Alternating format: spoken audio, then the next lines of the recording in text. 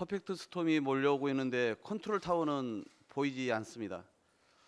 소비자 물가가 외환위기 이후 처음으로 6%대가 될 것이라는 전망이 나오는 등 민생은 가히 공란 수준입니다.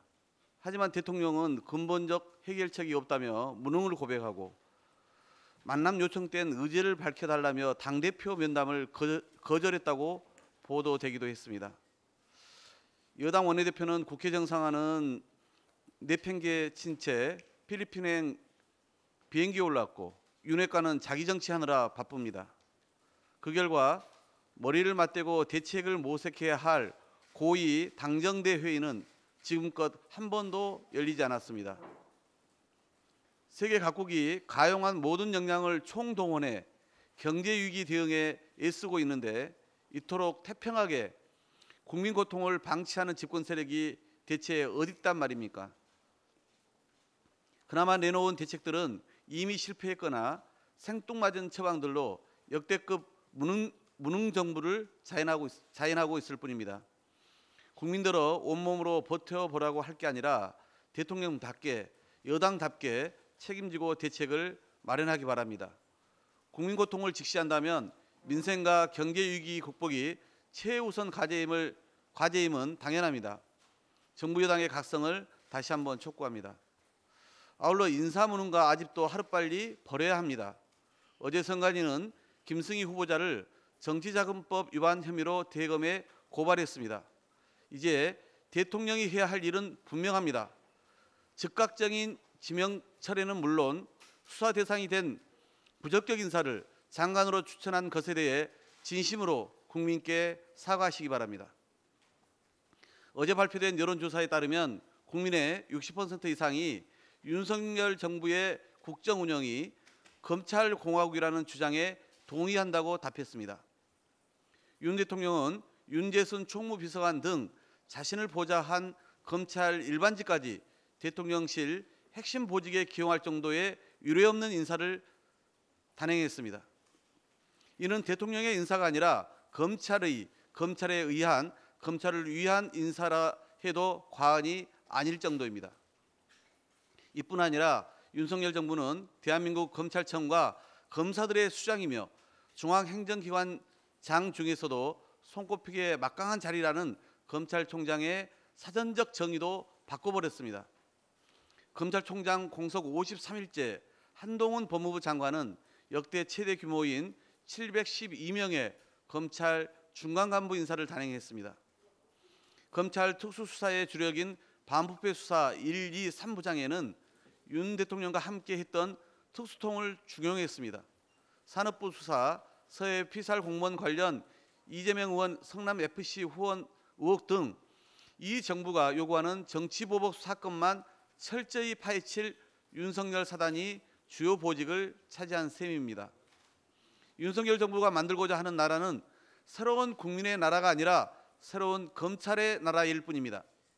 이미 곳곳에서 동시다발적으로 보복성 사정에 서막이 오르고 있습니다. 사퇴를 종용했다고 전 정권을 무리하게 수사하면서도 눈 하나 깜짝하지 않고 임기가 정해진 국민권익위원장, 방송통신위원장, KDI 원장 등 국책연구원장까지 모두 쫓아내려 합니다. 선거가 끝나기 무섭게 야당 당선자와 단체장들만 골라 압수수색에 나섰습니다. 하지만 우리 국민은 야당만 골라 탄압하는 내로남불 수사를 절대 용인하지 않을 것입니다. 국민과 함께 윤석열 정권의 검찰공화국 야욕을 반드시 막아내겠습니다. 바쁜 특사 일정에도 권성동 국민의힘 원내대표가 사법개혁 특위를 받을 수 없다는 입장을 어제 SNS에 올렸습니다. 저를 비롯해 많은 사람들은 여야 당초 합의대로 지난 5월 초 사법개혁 특위의 구성을 민주당이 국회 운영위와 본회의에서 처리하려고 할 때 권 대표가 사법개혁 특위는 후반기 원구성 때 같이 하자고 거듭 강조했던 것을 똑똑히 기억하고 있습니다. 비록 국민의힘이 의장 중재안을 파기하고 불참해서 야당들만 의결했지만 후반기 원구성 때는 사법개혁 특위의 가동에 협조해 주겠다던 권 대표의 말씀이 사라지는 것은 아닙니다. 아무리 화장실 들어갈 때와 나올 때 마음이 다르다지만 본회의에서 의결된 사개특위 구성 결의안이 마음에 들지 않는다고 민주당이 협상의 새로운 조건을 내세운 것이냐 호도하는 것은 참 나쁜 정치입니다. 집권여당 원내대표가 이처럼 오락가락하는 배경에 행여 또다시 소통령 한동훈 법무부 장관이 있는 건 아닌지 우려스럽습니다. 양당 의총에서 추임받고 의장과 여야 원내대표가 서명한 합의도 당시 한동훈 장관 후보자 전화 한 통화에 휴지 조각이 되었습니다.